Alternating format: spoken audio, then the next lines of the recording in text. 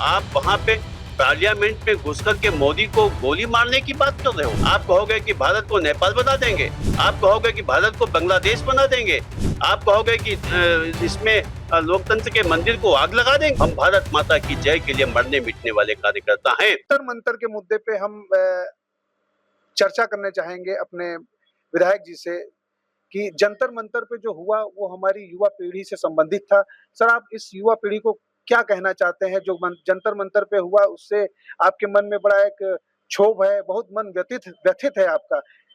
किस बातों को लेकर, किन मुद्दों को लेकर आपके मन में इतना क्षोभ है, इतना व्यथित है, इतना आप संवेदनशील है? बताइए सर। जंतर मंतर पर जो प्रक्रिया शुरू हुई वो छात्रों का आंदोलन था, निस्संदेह छात्रों का आंदोलन था। और जो भी पेपर लीक करने की बात थी उसमें सरकार भी साथ थी, हम सबकी भी सहानुभूति उसमें छात्रों के साथ थी।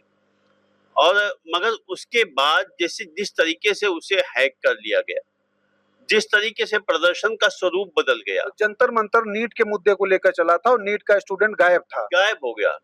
जिस तरीके से उसे हैक करके, मतलब आप क्या कहना चाहते हो? आप वहां पे पार्लियामेंट में घुस करके मोदी को गोली मारने की बात कर रहे हो।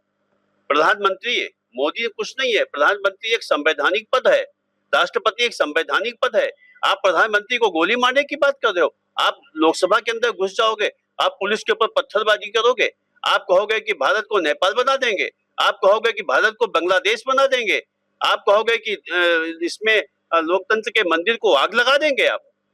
ये बेहद शर्मनाक था। जिस प्रकार के हमारी बेटियों ने जो प्रदर्शन किया था, जिस प्रकार से हमारी बेटियों ने, जो उनकी भाषा थी वो किसी भी सभ्य घर की भाषा नहीं हो सकती। जिनकी बेटियां थी, वो अगर उनके पेरेंट्स ने उनकी भाषा सुनी होगी तो निश्चित रूप से उनका सर शर्म से झुक गया हो गया। मैं उस भाषा का प्रयोग नहीं कर सकता, मैं उस भाषा को जुबान पर नहीं ला सकता। लेकिन एक बात जरूर करना चाहता हूं कि देश सबसे ऊपर है, देश के ऊपर कोई नहीं है। ये आदरणीय राहुल गांधी जी, आदरणीय अखिलेश यादव जी, इन लोगों को राजनीतिक क्षेत्र में सत्ता की भूख इस हद तक बढ़ गई है कि ये देश के विपरीत विचारधारा पर जाकर के भी कितने भी नीचे तक जा सकते हैं। हम तो उस विचारधारा के लिए काम करने वाले लोग हैं। जब हमारे पूर्व प्रधानमंत्री अटल जी ने सदन में खड़े होकर के कहा था कि सरकारें आएंगी जाएंगी, राजनीतिक दल बनेंगे बिगड़ेंगे, मगर देश रहना चाहिए और देश से ऊपर कोई नहीं है। हम भारत माता की जय के लिए मरने मिटने वाले कार्यकर्ता हैं। हम कभी ये स्वीकार नहीं करेंगे कि आप हमारे देश को बांग्लादेश बना दो। हमें कभी स्वीकार नहीं करेंगे कि आप हमारे देश को नेपाल बना दो। नहीं, संभव नहीं है। भारत है, ये संस्कृति और अपनी विचारधारा के आधार पर चलता है। यहाँ 12 ज्योतिर्लिंग जिनकी लोग पूजा करते हैं, यहाँ स्वामी को, महात्माओं को लेकर के टिप्पणी की जाती है। यहाँ तो हमारे पुराण कहे गए हैं, सौराष्ट्रे सोमनाथ श्रीशैले मल्लिकार्जुनम उज्जैन्या महाकाल मोंकार ममलेश्वरम परल्याम वैद्यनाथम जटाकिन्नाम भीमशंकरम सेतुबंधे तु रामेशम नागेशम दारुका वने बाणरश्याम तु विश्वेशम त्रयंबकम गौतमी तटे हिमालय तु केदारम घुस्मेशम च शिवालय एतानि ज्योतिर्लिंगानि सायं प्रातः पठे नरा सप्त जन्म कृतम पापम विस्मरणेन विनश्यति। मैं नहीं कहता, ऐसा पुराण कहते हैं कि अगर आप इसको एक बार पढ़ लोगे तो 7 जन्म का पाप पड़ जाएगा।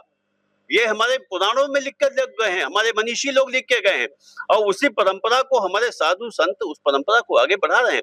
आप साधु संत का भेष बना करके सड़क पर उतर करके भारत की मर्यादा को तार तार करोगे। आपको शर्म आनी चाहिए ऐसे कृत्य करते हुए। मैं ऐसे कृत्य करने वाले जो भी व्यक्ति हो, मैं किसी का नाम नहीं लेना चाहता हूँ, इसमें जो भी लोग संलिप्त हो, जिनकी भी संलिप्तता हो, मैं उनकी घोर निंदा करता हूँ, भर्त्सना करता हूँ। अच्छा, माननीय प्रधानमंत्री जी ने जो गालीबाज बेटी थी उसके बारे में एक संदेश दिया था और उन बच्चों को भी संदेश दिया था जिन्होंने जंतर मंतर से अपना अभद्र रूप पूरे विश्व के सामने रखा।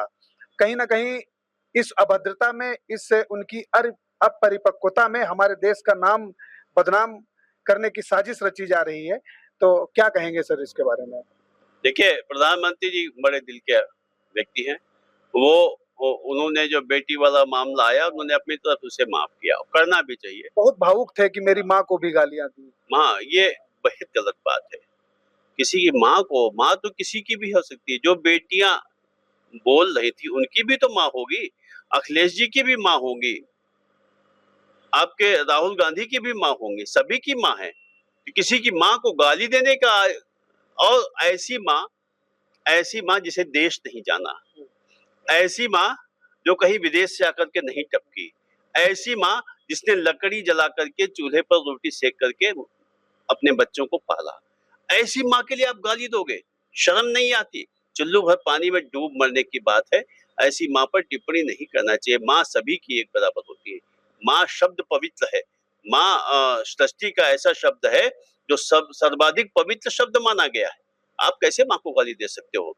मोदी जी ने उस बेटी को माफ किया, मोदी जी ने सारी बेटियों को माफ किया, मोदी जी ने उसको स्वीकार किया कि कहीं न कहीं कोई गलती से जो पेपर लीक हुए हैं, और इस निमित्त उन्होंने शिक्षा मंत्री का इस्तीफा भी दिलवा दिया। सारा सब कुछ तो किया है, मगर ये नहीं स्वीकार, ये कतई नहीं स्वीकार, भारत की जनता नहीं स्वीकार करेगी। ये संस्कृति परंपराओं का देश है। यहाँ नदी को माँ कहते हैं, यहाँ पत्थर कोई रख देता है उसमें भगवान शंकर देखते हैं। यहाँ इस संस्कार से जीने वाले लोग हैं हम लोग। भारत को माता कहते हैं, माता। कोई अन्य देश नहीं कहता, अमेरिका, चाइना, जापान, कोई नहीं कहता हमारा अमेरिका पिता, पाकिस्तान बेटा, कोई कुछ नहीं कहता। हम भारत को माता कहते हैं, हम भारत को माता के रूप में देखते हैं। तो ये हमारी देश की संस्कृति है। इस संस्कृति को शर्मसार करने के लिए लगे वह राजनीतिक दल अथवा वह देश जो भारत की बढ़ती हुई संपदा को देखना पसंद नहीं कर रहे हैं, ऐसे लोगों को भारत की जनता स्वतः जवाब देगी। भारत की जनता स्वतः जवाब देगी, आपने बहुत सही बात कही। अच्छा विधायक जी, आप एक बूथ अध्यक्ष से लेकर आप विधायक तक का आपने जो है कि सफर तय किया है। भारतीय जनता पार्टी में रहे, आप निष्ठा के साथ लगे रहे, और क्या कभी इतने वर्षों के सेवा काल में ऐसा क्षण आया कि जिस प्रकार से ये विपक्ष माँ बहन की गालियों पे उतर आया, देश विरोधी नारों में संलिप्त हो गया, तो क्या कभी भारतीय जनता पार्टी ने भी इस तरीके के वक्तव्य जारी किए? जब आप देखते हैं, सोचते हैं, सुनते हैं, तो आपको कैसा महसूस होता है? हम लोग हमेशा विपक्ष में ही रहे, इधर सरकार में आए हम लोग, लेकिन हम लोग विपक्ष में रह करके हमारे नेता मर्यादा का आचरण करते थे। हमारे नेता संसद में अटल बिहारी वाजपेयी विपक्ष के भारतीय जनता पार्टी के नेता होते थे, और उनके भाषण सुनने के समय पूरा सदन साइलेंट मोड पे लगता था। वो नेहरू जी ने कहा था कि ये लड़का एक दिन चल करके देश का प्रधानमंत्री बनेगा। मैं नहीं कह रहा, वहां का रिकॉर्ड कह रहा है। इंदिरा जी उन पर बड़ा भरोसा रखती थी, उनका बड़ा सम्मान करती थी। यह एक मर्यादित सदन चलने के तरीके थे। तब इस प्रकार के लोग नहीं होते थे, तब इस प्रकार की विचारधारा के लोग नहीं होते, तब सत्ता की भूख हमारे अंदर नहीं थी।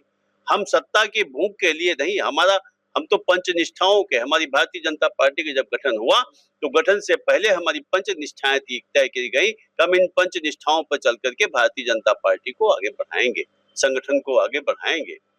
संगठन को आगे बढ़ाएंगे, ऐसी भारतीय जनता पार्टी की नीतियां रही हैं, और इन्हीं नीतियों से आगे चलते हुए, उसको क्रमबद्ध होते हुए, माननीय देश के प्रधानमंत्री श्री नरेंद्र मोदी जी ने एक अभिभावक के तौर पे एक बड़ा दिल रखते हुए उन देश के सभी नवयुवकों को, बेटियों को अपने एक संदेश के माध्यम से माफ किया है, बड़ा दिल दिखाया है।